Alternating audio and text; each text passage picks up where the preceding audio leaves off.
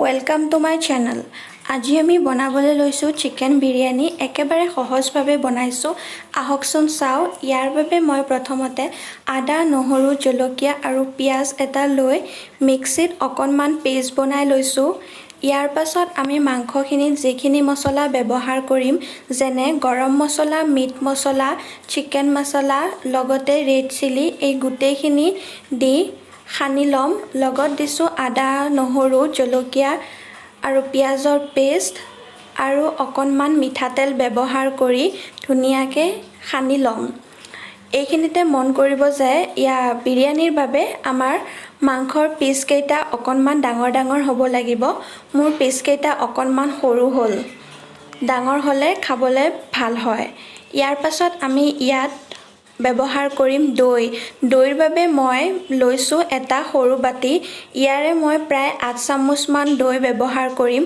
দৈখিনি দিয়াৰ পাছত পুনৰ আমি মাংসখিনি সানি ল'ম।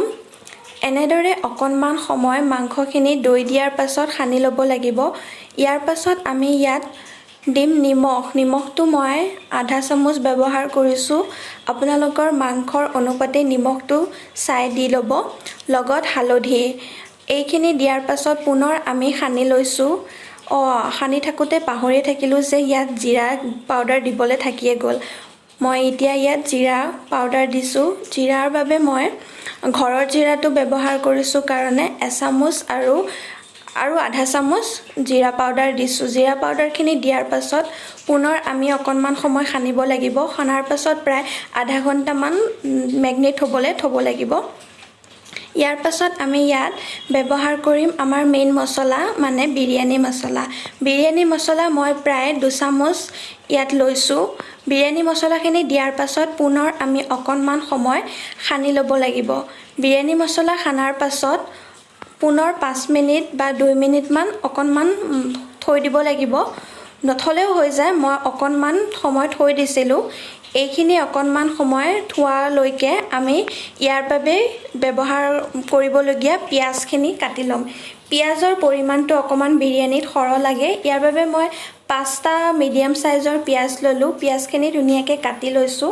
পিঁয়াজখিনি কটাৰ পাছত কেৰাহী এটাত অকণমান ৰিফাইন ব্যৱহাৰ কৰি পিঁয়াজখিনি ব্ৰাউন কালাৰ হোৱালৈকে ভাজি লৈছোঁ।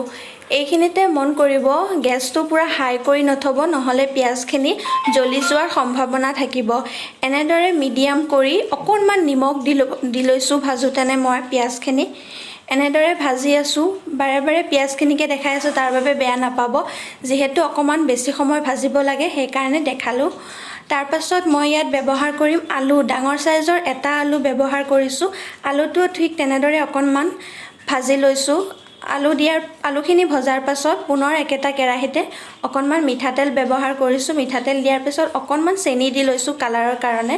তাৰপাছত আমি সানি থৈ দিয়া মাংসখিনি এপিচ এপিচকৈ প্ৰথমতে মাংসৰ পিচকেইটা দি লৈছোঁ। মাংসৰ পিচকেইটা দিয়াৰ পাছত তেলৰ সৈতে অকণমান লৰাই লৈছোঁ। এনেদৰে অকণমান লৰোৱাৰ পাছত যিখিনি মছলা পাত্ৰটোত লাগি আছিলে, সেই মছলাখিনি দি দিছোঁ। বেয়া নাপাব, মোৰ কেমেৰাটো ওলোটা হৈ থাকিল, মই ধৰিবই নোৱাৰিলোঁ। তাৰপাছত আমি যিখিনি চাউল ব্যৱহাৰ কৰিম, চাউল বাবে মই বাচমতি চাউল লৈছিলোঁ এটা গ্লাছেৰে।